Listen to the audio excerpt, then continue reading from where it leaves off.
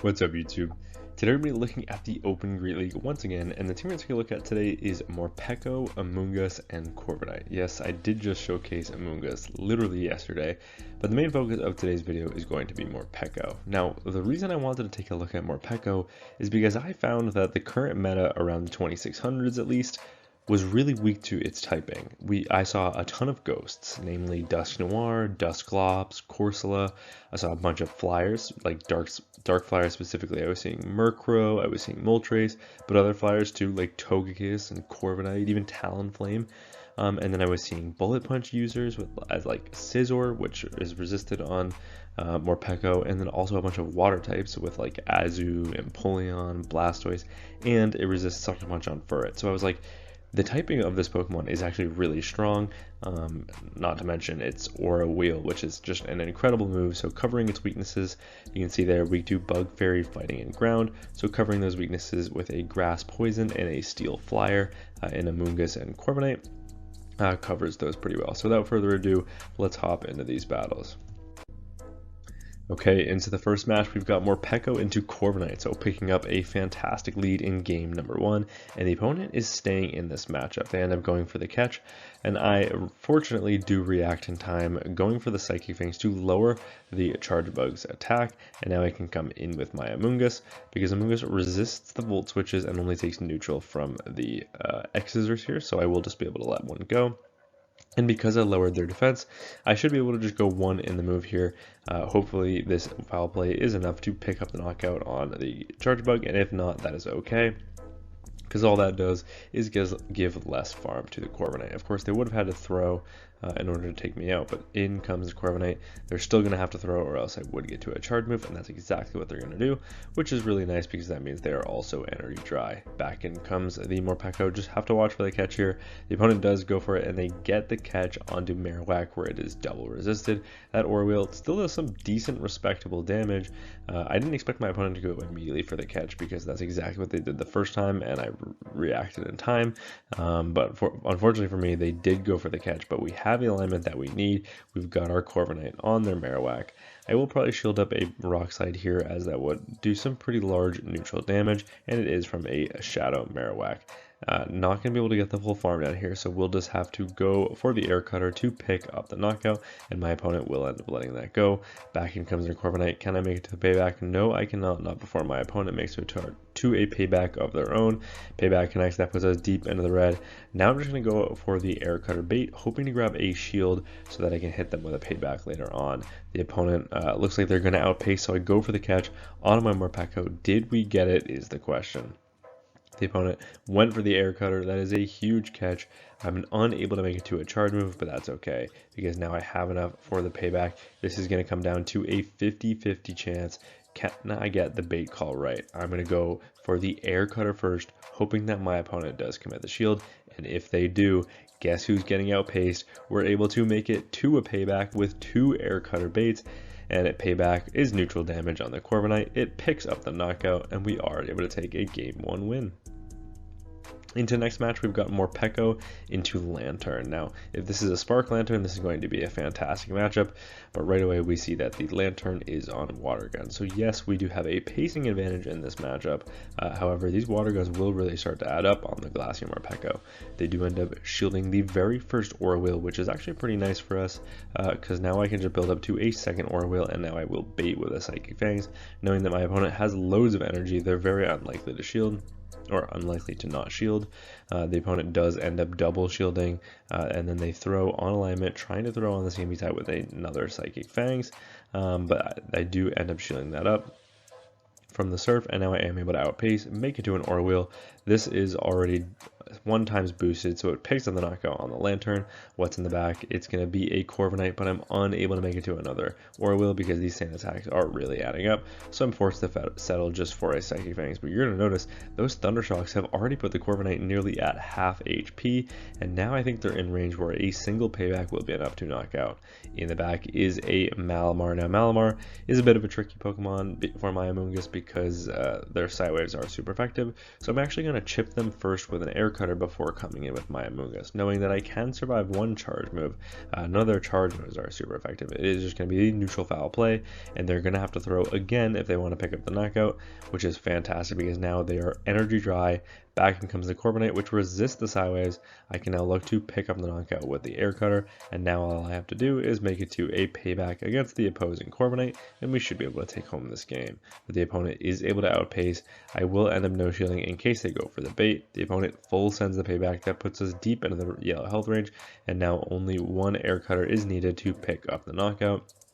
Payback from my end does connect, but it's not enough to pick up the knockout, and we can't quite get the farm done. We have to make it to another Air Cutter, but the opponent is able to outpace, make it to an Air Cutter of their own. That gets shielded up. I'm able to outpace, make it to an Air Cutter of mine, and Air Cutter does pick up the knockout on the opposing Corviknight, and we are able to take that win. Into the next match, we've got MORPEKO into Scizor. So this is another good lead because Bullet Punch is resisted. So I'm just going to stay in this matchup. You're going to notice that I kind of adapt how I like to play this matchup. Pretty much every single Scizor will double shield their Scizor in this matchup if they're staying in, because they're very likely to have a water in the back because they are double weak to fire on the lead. It just makes sense.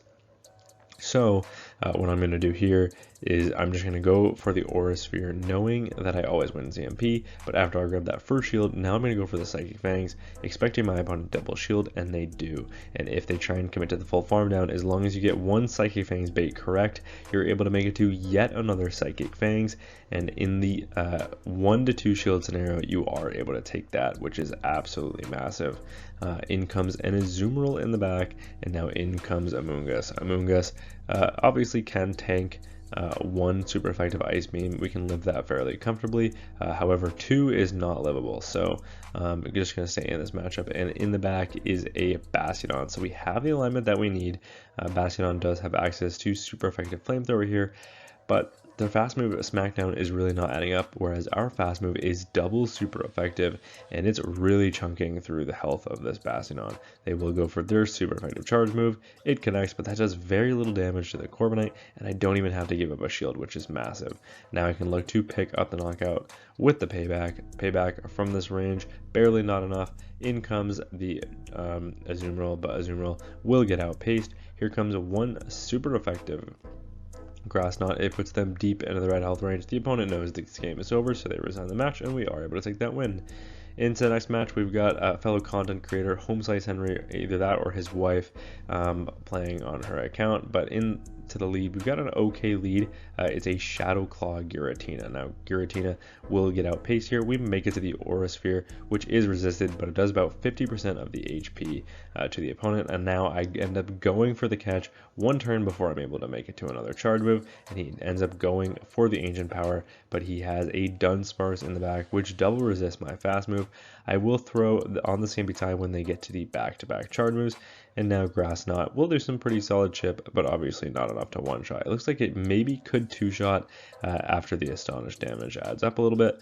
He ends up going for a Rock Slide. Drill Run is the better move to go for here, so maybe this isn't Home Slice, maybe it is his wife, but that said, she is still able to pick up the knockout, and now I can overfarm here, play to the CMB tie, look to pick up the knockout with the Aura Wheel, and Aura Wheel from this range does just that. Are they going to come back with their lead? No, they have a Gastrodon in the back, so in comes the Corviknight. Corviknight will be hit now with the Giratina. He is able to make it to a charge move, and I probably will end up shielding this up. As Ancient Power is neutral, and we don't quite yet know what the moveset on the Gastrodon is. If it's Body Slam, Earth Power, they're completely walled, but most are on Water Pulse this season. I'm able to connect with an Air Cutter, get the full Sand Attack farm down. Back in comes the Gastrodon. I'm baiting with an Air Cutter, expecting my opponent with 2 shields to put one up, but no, they end up calling the bait, and now that puts me in a pretty awkward position, because now I need to make it to either another...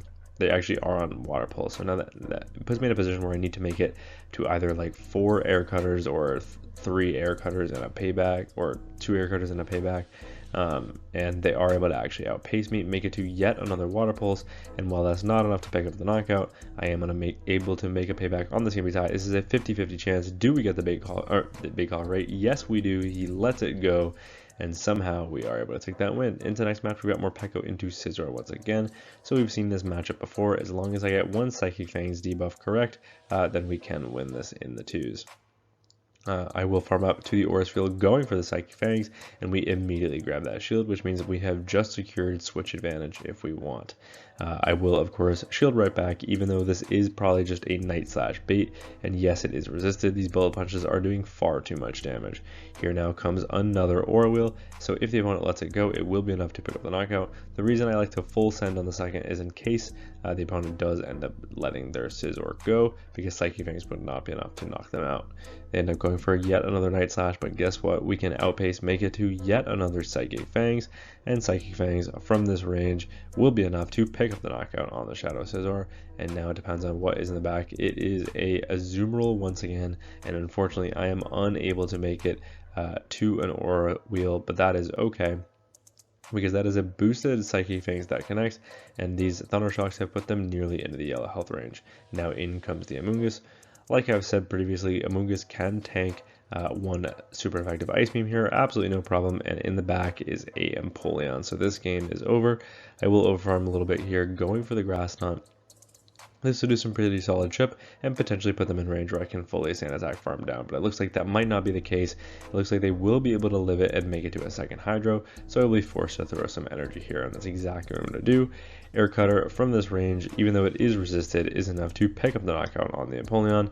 Back in comes the Azumarill, but Azumarill will be hit with another Air Cutter. I'm not sure if we got a boost on the first one, but if we didn't, we're fishing for another one, and we finally do get the attack boost. The opponent, you saw me trying to go for the catch there, but my switch number was just not quite up. They go for one past their charge move, which means I should be able to outpace here, but for some reason, I don't know if I got like 3-turn switch or what.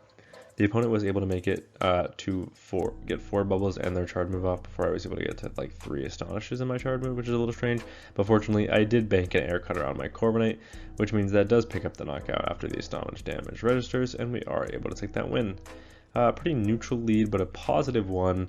In the next match, we've got Morpeko into Bastiodon now.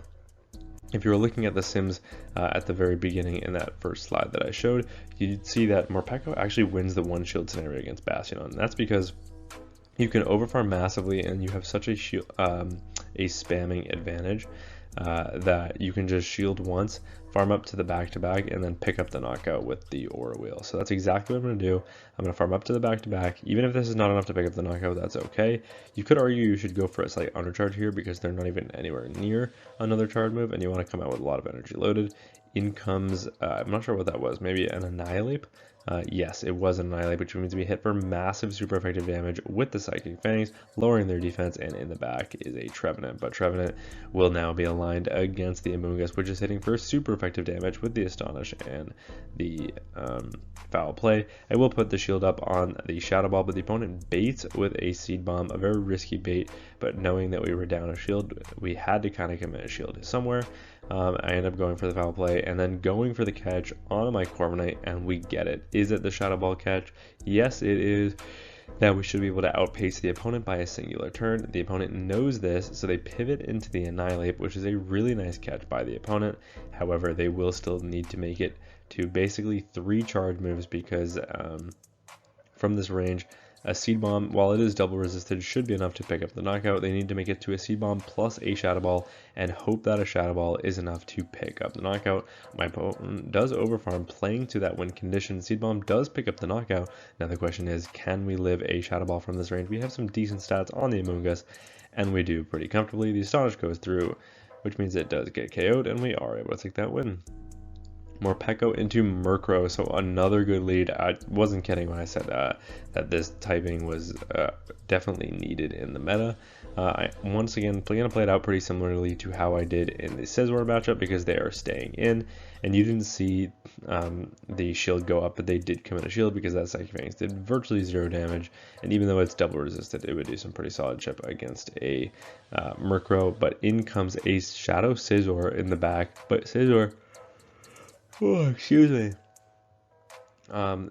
is not going to have a good time here because bullet punches are resisted on the Corviknight, whereas Sand Attack and Air Cutter are both neutral. Now the opponent will be able to connect with a second Night Slash, but this is not going to be enough to KO because they did not get the boost, which means I'm going to overfarm as much as I can and then look to pick up the knockout with the air cutter at the very last second, so that if they do want to flip switch, they're not going to get much energy, but they instead decided to just let that go, which allows me to make it to yet another air cutter. This one is boosted. It'll do some decent chip, putting the Murkrow into the red health range, and now in comes the Morpeko, and in the back it's a Cresselia. Now I do end up throwing on alignment there, which is pretty unfortunate, but I can just go for the Aura Wheel. That does some pretty massive damage considering Cresselia is a very bulky Pokemon. I now will go for the Psychic Fangs bait, expecting that my opponent will put up their final shield, but no, the opponent actually ends up calling the bait, which is a really nice play by my opponent. But for my opponent, they are just going to get so massively outpaced in this matchup. And I just have to watch for a catch here. They end up going for it by waiting a turn. I'm able to go for the double resisted Psychic Fangs on the Murkrow. It does pick up the knockout, and now I'm so close to a charge move. I'm just going to force the opponent to throw. I'm at Psychic Fangs number 1. They're going to have to throw here, or else I will make it to yet another Psychic Fangs. The opponent does finally put up that shield. Can we get there? No, we cannot. The opponent is going to undertap the move, picking up the knockout with a Grass Knot, but unfortunately for my opponent, I am a complete wall to energy if they're on Grass Knot and Moonblast with the Amoonguss, so they will resign the match, and we are able to take that win. Into the next match, we've got Morpeko into Togekiss.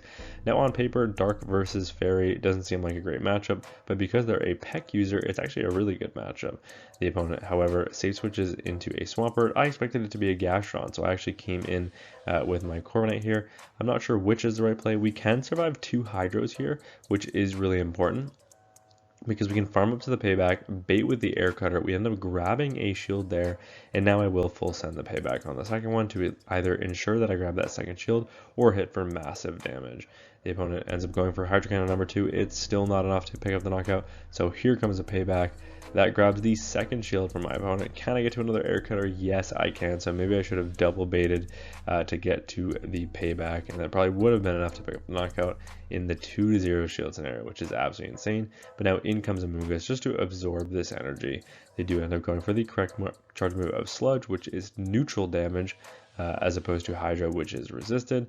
I'm now going to look for the full farm down, and we do get it, and now instantly pivoting back into the Morpeko, but in the back is a Gastron, so flipping switch for my opponent was absolutely massive, but they switched at a cost, and that cost was a 2 shield advantage. So guess who's getting to an Aura Wheel after lowering their defense, which means this Aura Wheel should be enough to pick up the knockout. I will just click the move as opposed to going for good timing, so that way that Mud Slap does not register. Aura Wheel does pick up the knockout, and now all I have to do is outpace the Togekiss before they get to back-to-back charge moves, and we can get there, so the opponent resigns the match, and we are able to take that win. Into the next match, we've got Morpeko into Shadow Scizor. You literally can't make this up. The leads were so consistent that this is why I had to run this Pokemon. But now, learning from how I played it in this last match, I'm going to go for the Psychic Fangs bait on the very first one.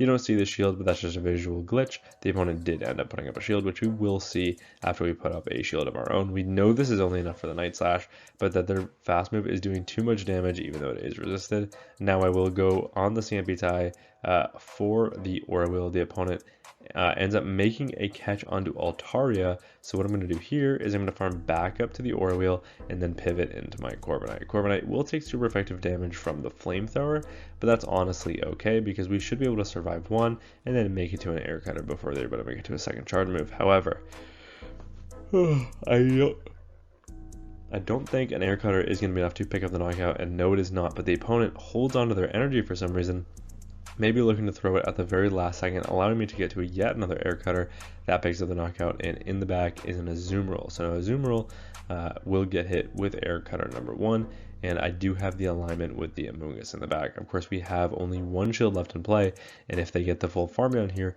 they're going to be nearly at the back-to-back move, so I will need to be able to take 1, shield 1, and then look to grab the knockout with the Grass Knot. So that's exactly what I'm going to do. In comes the Amoonguss. We know we can tank 1 Ice Beam, and now at this point they will be 1 away from a second Ice Beam. And is my opponent going to throw right away? Yes, they are. So now my opponent is completely energy dry, and that is really important because we still have the Morpeko left in play. Back in comes the Scizor. I anticipated the combo play, but I didn't really want to just sacrifice my Morpeko because it has an Aura Wheel Bank. So instead, I stay in, I go for the foul play to pick up the knockout, and now I just have to make it to the grass knot. Can we get there? Bubbles are resisted, and we do. The opponent knows they have to let this go if they want to win this game because I have an Aura Wheel banked. So they end up letting it go, and we are able to take that win. Into the next match, we've got Home Slice Henry or his wife once again, somehow in the exact same night. Like, I don't get it, but gonna play pretty much the exact same way. Gonna go for the Aura Sphere on the potential CMP tie with a Ancient Power. The opponent ends up letting that go, which puts them into the range where it is almost enough to two-shot with resisted Aura Wheels. This time, they adjust their strategy, going for a Dragon Claw as opposed to an Ancient Power, and they end up throwing out slightly different timing because they were anticipating the catch. I end up grabbing the first shield from my opponent, and now that means I can get to a Psychic Fangs, which is now double boosted against the Giratina, and they will put up both shields, which is actually really nice for me because now I can just let this go. Having a shield advantage and no shield in the back and an energy advantage into whatever is in the back is a great position to be in. In comes a Blastoise in the back, and Blastoise is by all means not an answer to an Amoonguss up energy because here comes a super effective Grass Knot that hits for massive damage, putting them at 1 HP. They are able to make it to a potential Ice Beam here, but it is just going to be the Hydro Cannon, which is resisted damage. We get the Astonished Farm down, and we are able to take that win. Into the final match of the video, we've got an Avalugg on my screen. Who is running Avalugg in the Open Great League? That is crazy. I actually don't know the pacing on this thing. I would assume it's 6-6, 5-6 till body slams or something like that. So I will just look for the full farm down after that Aura Wheel connects. I will put up one shield, farm them fully down. Hopefully I can come out with a boosted Aura Wheel ready to go for whatever is in the back, and that's exactly what happens. What's in the back? It's a Gastrodon, so Gastrodon will be hit with a boosted Psychic Fangs, and then I can bank another Psychic Fangs for later because I have two better answers for Gastrodon in the back. So in comes the Amoonguss. Amoonguss ends up luring out a Corsola, which is absolutely massive. They are so weak to the Amoonguss in the back, and we have the alignment that we need with Corviknight against the Gastrodon. The opponent knows this game is over, so they resign the match, and we are able to take that win. But yeah, that was just me looking at the meta, identifying there was a common weakness, especially on the lead. I was seeing a lot of the Pokemon that I mentioned at the beginning of the video, I was seeing on the lead, and that is why I decided to run Morpeko on the lead, and then just cover its weaknesses with two bulkier Pokemon in the back that are also Amoonguss, especially, also a very decent core breaker, and then Corviknight is just a very strong top meta Pokemon that absolutely deserves its ranking since the Air Cutter buff. But yeah, before I wrap up this video, I want to say thank you to the expert trainer members on this channel: Benny Hamlock, Dr. Green Mustache, Sohan Patil, Eliana, Perry G, Blue Nation, as well as the legend trainer members on this channel: Andrew Pitton, Musa Jude, Noodleman, Speedster, Estros, Fast City Boss, CD Slashes, and Castle. Thank you all so much for watching, and until next time, peace.